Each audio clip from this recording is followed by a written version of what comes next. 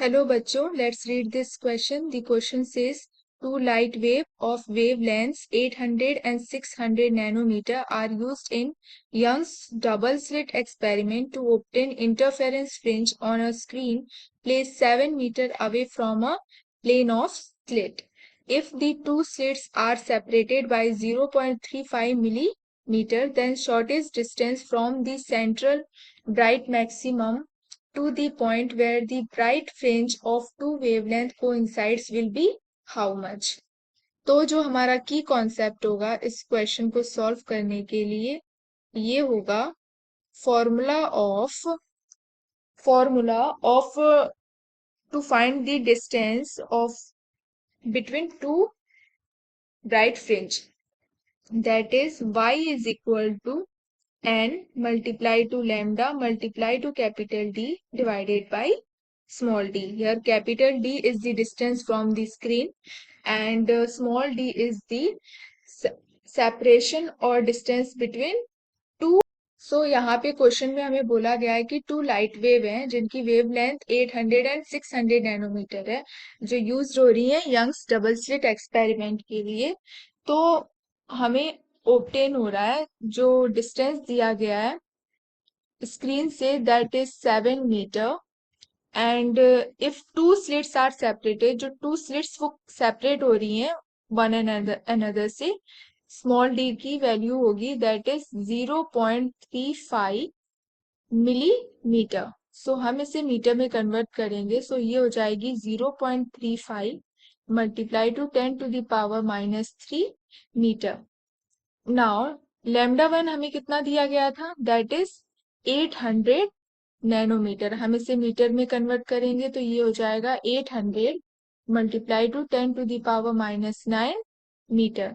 Similarly lambda two जो हमारा होगा दैट इज 600 नैनोमीटर। हम इसे मीटर में कन्वर्ट कर लेंगे तो ये हो जाएगा 600 multiply to 10 to the power -9 metre. Now हमें डिस्टेंस जो कॉमन डिस्टेंस है ब्राइट फ्रिंज का, that is y is equal to n1 lambda 1 multiply to d divided by small d, that is equal to n2 lambda 2 multiply to capital D divided by small d.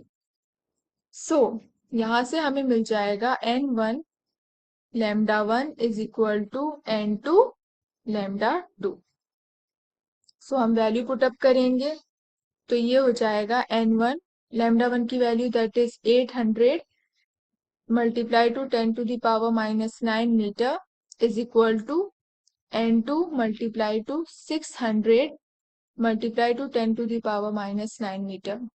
तो हम इसे solve करेंगे तो यहाँ से ये cancel out हो जाएगा, तो यहाँ से हमें मिल जाएगा n1 divided by n2 is equal to 3 divided by 4।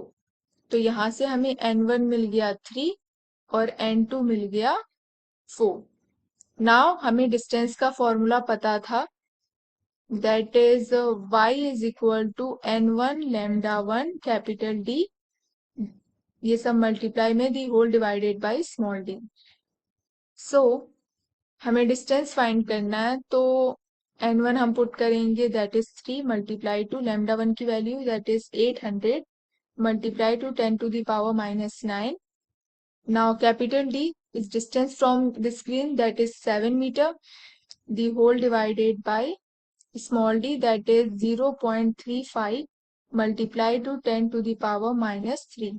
अब हम इसे सॉल्व करेंगे, यहाँ से हम ये पॉइंट हटाएंगे तो ये हो जाएगा 10 टू द पावर -2, यहाँ मल्टीप्लाई हो जाएगा तो ये 7 5 35 हो जाएगा और यहाँ से जब हम इसे 5 से कैंसिलिंग आउट करेंगे सो वी विल गेट 5 से हम इसे कैंसिल आउट करेंगे तो ये हो जाएगा 5 1 और 5 6 160।